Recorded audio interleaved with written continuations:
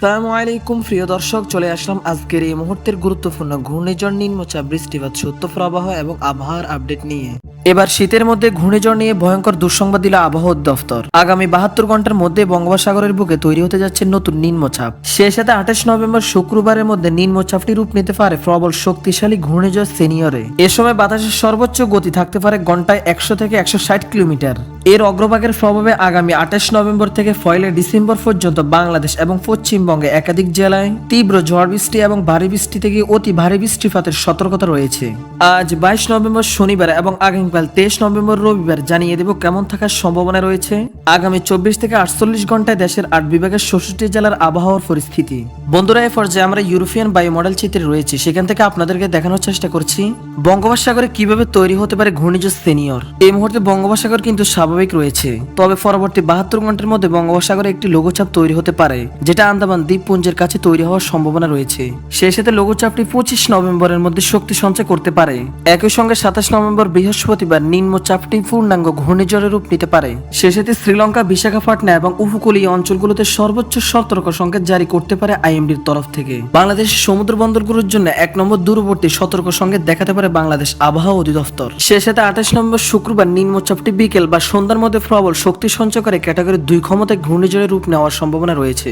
28 November বিকেল বা রাতের মধ্যে ঘূর্ণিঝড়টি ভারতের তামিলনাড়ু, বিশাখাপট্টনমের যেকোনো উপকূলে ঘন্টায় 140 কিলোমিটার বেগে আঘাত আনতে পারে। এর অগ্রভাগের প্রভাবে আগামী 29 নভেম্বর শনিবার থেকে ডিসেম্বরের 7 তারিখ পর্যন্ত বাংলাদেশ এবং পশ্চিমবঙ্গের বেশ কয়েকটি অঞ্চলের আকাশ মেঘলা এবং কোথাও কোথাও হালকা থেকে মাঝারি ধরনের বৃষ্টি এবং ভারী বৃষ্টিপাতের সতর্কতা রয়েছে।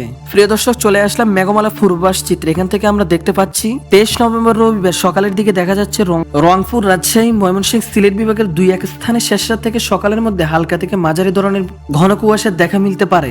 সেই সাথে রংপুর, গাইবান্ধা, কুড়িগ্রাম, নীলফামারী, লালমনিরহাট, দিনাজপুর, ঠাকুরগাঁও, পঞ্চগড় বেশ কয়েকটি অঞ্চলে শেষ রাত থেকে সকালের মধ্যে হালকা থেকে মাঝারি ধরনের ঘন কুয়াশার দেখা মিলতে পারে, তবে তা সকাল 10টার মধ্যে কেটে যেতে পারে।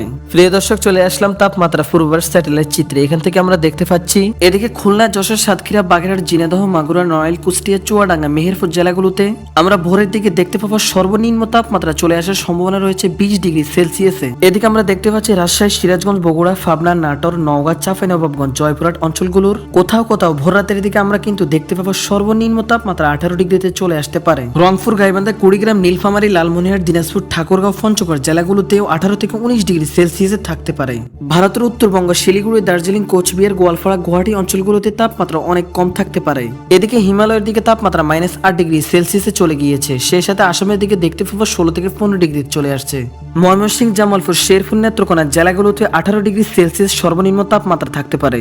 এবং ভোররাতের দিকে সিলেট, সুনামগঞ্জ, হবিগঞ্জ, মৌলভীবাজার অঞ্চলগুলোর কোথাও কোথাও 18 ডিগ্রি এবং কোথাও কোথাও 19 ডিগ্রি থাকতে পারে। সেই সাথে আমরা দেখতে পাচ্ছি এদিকে আপনার বরিশাল, পটুয়াখালী, ভোলা, বরগুনা, জালুকাঠি, ফিরোজপুর অঞ্চলগুলোতে 19 ডিগ্রি। একই সঙ্গে ঢাকা বিভাগে দেখতে পাচ্ছি 19 ডিগ্রি।